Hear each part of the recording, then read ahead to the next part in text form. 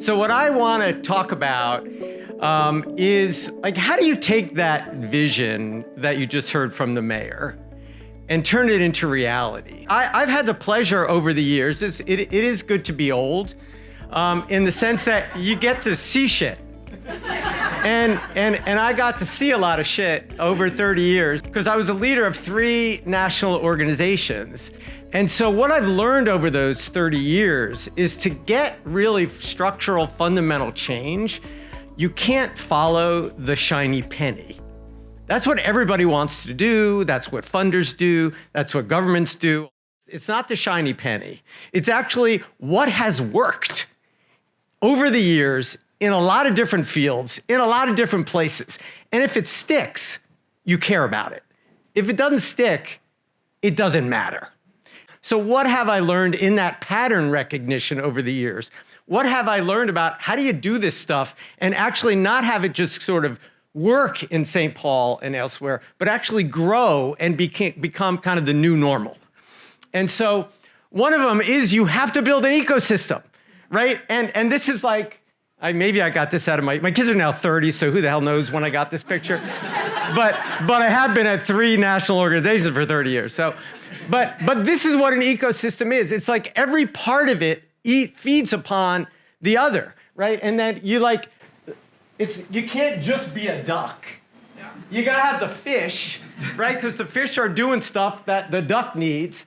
And the fish are doing stuff that create the lily pods that the frog can sit on, right? That's an ecosystem. And despite the fact that you think you're amazing, you ain't all that, right? You're just a lily pad, and you're not the duck, right? And so what you need is in an ecosystem is you need all of that, right? And what it means, like in the real world is, and so I think of an example, and it's not perfect by any means, but it's a good example of what over time you can see what I'm talking about. And that is the housing and community development field, right? It started out, and let's say as early as the 40s, 50s, has a long history, 60s, but there are a lot of community-based organizations doing stuff.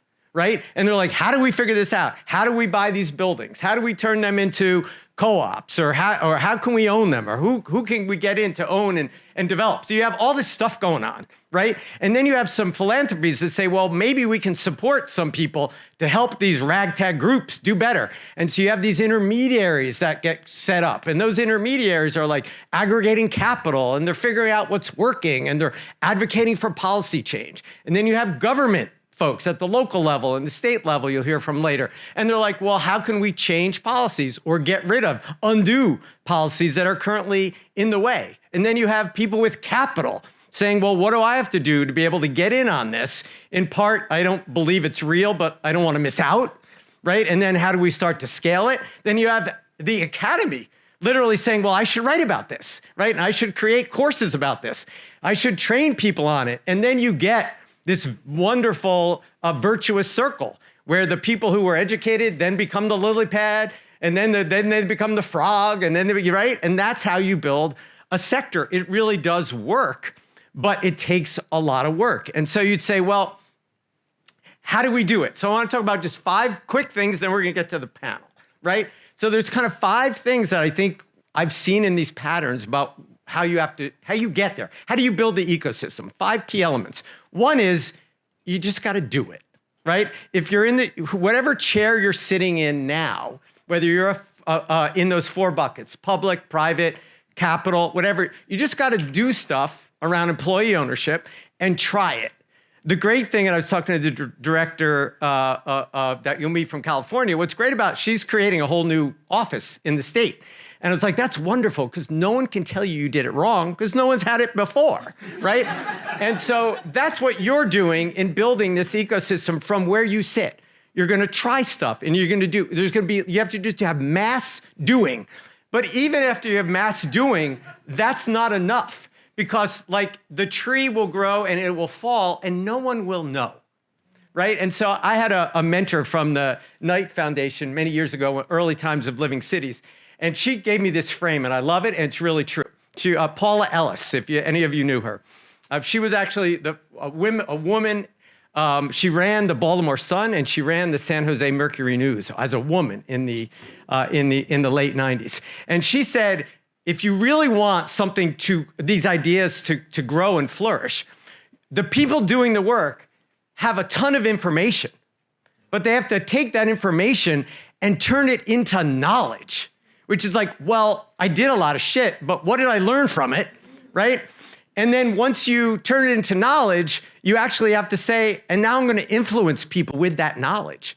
And you have to know who you're going to influence, right? Do you want to influence the mayor? Do you want to influence the governor? Do you want to influence a funder, right? But if you're out doing the work and you're not spending the time to figure out what do I know, what have I done, what about it is worthwhile knowing, and then who do I want to influence so they change their behavior, you're not going to get there. But the people doing the work have to do this because you're the one who knows what's needed. The third thing is you have to be a part of a network. And that's what's so powerful about what you're building here, right? And when I was at Enterprise, when I got there in the mid-90s, we had been started by a network. It's a long story, another conference. But there were like 4 people at the first Enterprise Network conference, right? 4 people. Right? And when I got there, there were, I think, about 250 people. And then when I left, there were like 2,000. And it wasn't because I did anything. It was because there's a hunger for people doing this really hard work to come together. And when they come together, what are they coming together about? They're coming together about this. They want to know, what did you do? What worked? What were the barriers? Who do you know?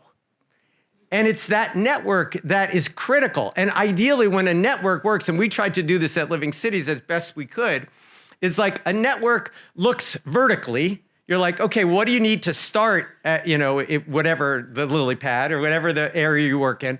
And then what has to happen all the way up and down that vertical? But then you also have to look horizontally. It's like, what has to work for government to work with financial services, to work with the academy, to work with nonprofits, right? And then you have to look across and say, well, and what are the gaps, right? So the third is the network. And the fourth is capital. And you've heard a lot about this from the speakers so far, and I won't spend a lot of time, but you're going to hear themes that you've already heard. Because the problem is not capital. It's capital in the hands of Black people and people of color. Amen. The bottom line is I can get all the capital I really need. I'm a white fucking male, right? So the challenge is we've built systems, as the mayor said, to make sure that this guy and people that look like him can't get the capital because we don't trust them. They don't know. They're not going to spend it right. They don't.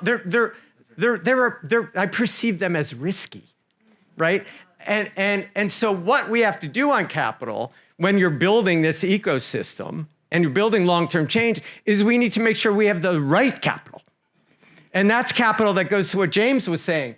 This is the chart that James was referring to, that by 2045, the majority of America is not going to be white, right?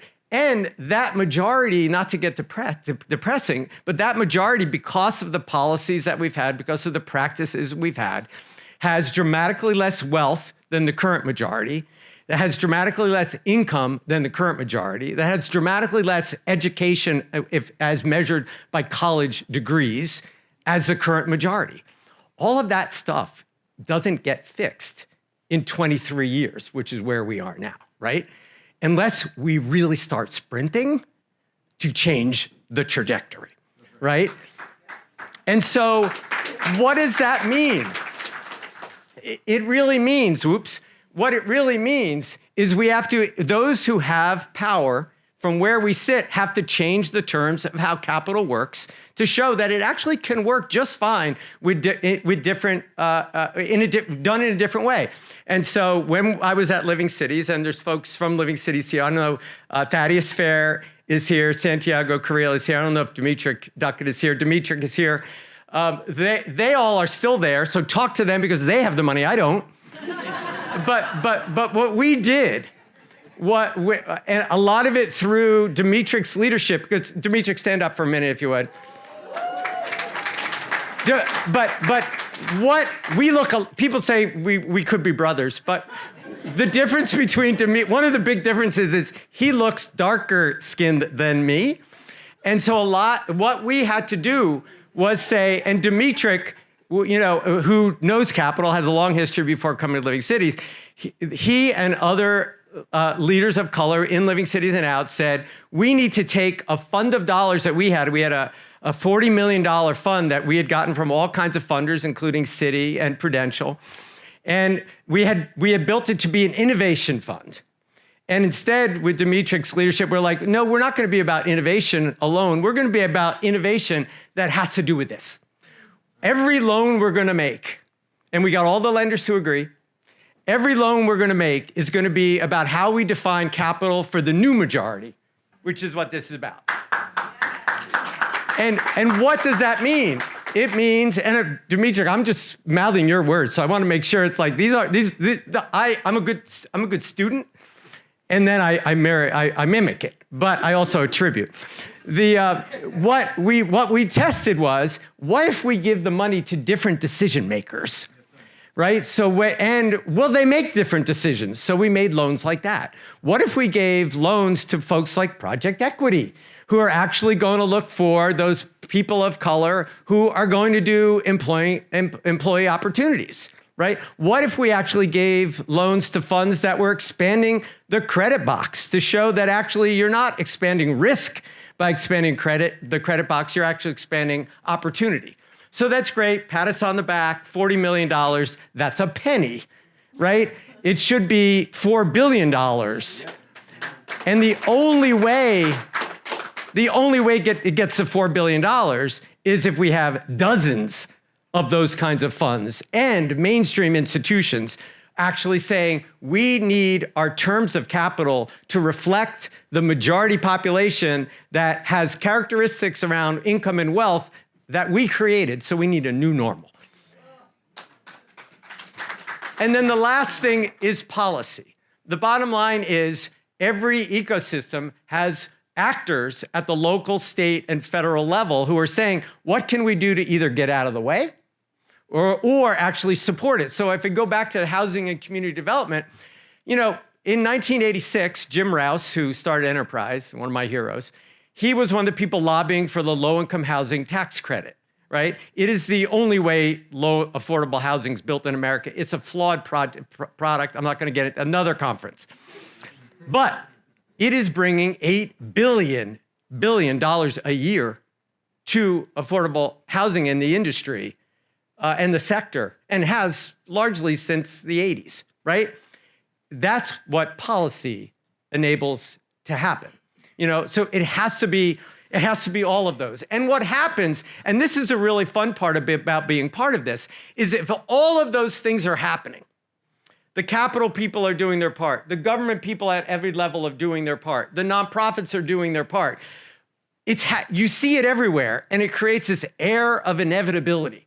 And actually, last week, Mayor, I was in Minneapolis, St. Paul, and we were talking about this. St. Paul, Minneapolis, sorry. I'm getting better. Like when I started working there a lot, I would say the Twin Cities, and there are no Twin Cities. There's St. Paul and there's Minneapolis if you want to talk just about the cities, right? But when I was there, they were like, yeah, to me, the definition of air of inevitability, it's when the white CEO from X, I won't say the company, when they hear about what we care about at their country club, we've created the air of inevitability. And so that is ultimately what the ecosystem enables you to have. But I want to close my remarks and then call up the panelists, really ending up where the mayor ended up, but not as well. And that is that what I've learned over these 30 years is the only way you build this ecosystem is if you personally do what you can. Margaret Mead said this quote, many of you heard it, and it sounds trite, but goddamn it, it's true, is that never doubt that a small group of thoughtful, committed citizens can change the world. Indeed, it's the only thing that ever has.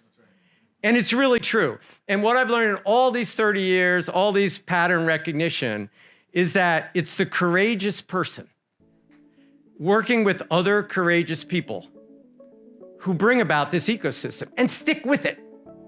right? And go from being a nonprofit leader to a mayor, from a mayor to a executive, from an executive to it's this idea that we're just staying with the fight. And over time, we are going to build the ecosystem that we need to bring that wealth to everybody we know who needs it. Thank you.